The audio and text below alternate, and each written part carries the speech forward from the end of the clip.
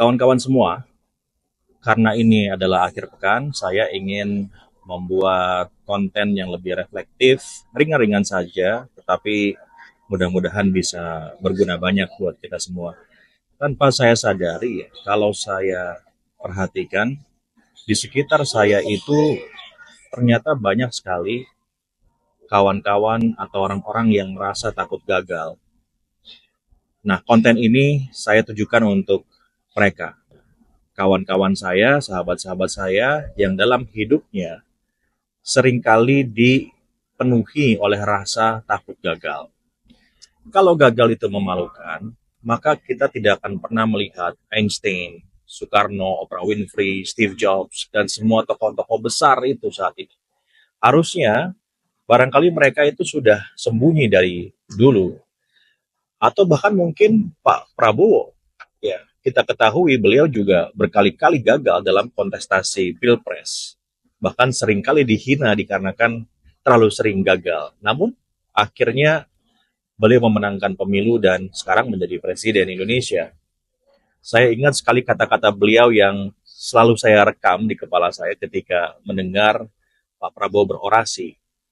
Ya, saya jatuh bangkit, jatuh bangkit, jatuh bangkit. Buat mereka yang menghina saya karena terus-menerus ikut pilpres dan selalu kalah, maka mereka tidak tahu apa artinya mental seorang pejuang. Itu luar biasa, dahsyat. Ya. Tapi mungkin disitulah rahasianya. Saya ingin mengajak kita semua berpikir tentang sebuah mindset yang perlu kita bongkar. Dan ini merupakan mindset umum tentang kegagalan. Hari ini ya kawan-kawan ya, kita ini sering sekali hidup di era yang gampang memberikan label gagal. Gagal ujian, gagal proyek, gagal cinta. Dan seringkali kita buru-buru menambahkan satu label berikutnya yaitu malu. Malu gagal. Kita takut dicap bodoh, takut dibilang gak layak, akhirnya banyak yang berhenti bahkan sebelum sempat memulai. Saya ingin mengajak kita semua untuk meyakini bahwa kegagalan itu adalah proses pertumbuhan yang besar.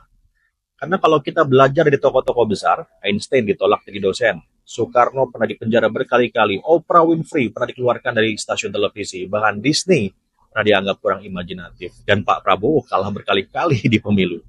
Tetapi mereka tidak menganggap bahwa gagal itu merupakan suatu aib. Mereka menganggap gagal itu latihan. Nah, saya ingin mengajak berefleksi untuk kita semuanya. Jadi kadang kita takut terlihat lemah. Padahal orang yang kita anggap kuat, justru mereka adalah yang pernah sangat lemah, tapi mereka nggak pernah berhenti. Gagal itu bukan tanda kita nggak bisa. Gagal itu tanda kita sedang belajar untuk bisa. Dunia ini tidak pernah diisi oleh orang yang sempurna. Justru dunia ini butuh orang yang jatuh berkali-kali tapi tidak pernah lari dari dirinya. Jadi kalau kamu gagal hari ini, kita gagal hari ini, itu bukan akhir. Itu cuma halaman keberapa dari buku hidup kita. Dan justru kegagalan itu yang bikin kita jadi tokoh besar versi diri kita sendiri. Jadi kalau hari ini kamu lagi jatuh, ingat kamu bukan gagal. Kamu lagi membuka pintu yang sama seperti para tokoh besar dulu. Dan pintu itu hampir selalu dibuka dengan luka, bukan dengan tertutup. Selamat berusaha terus.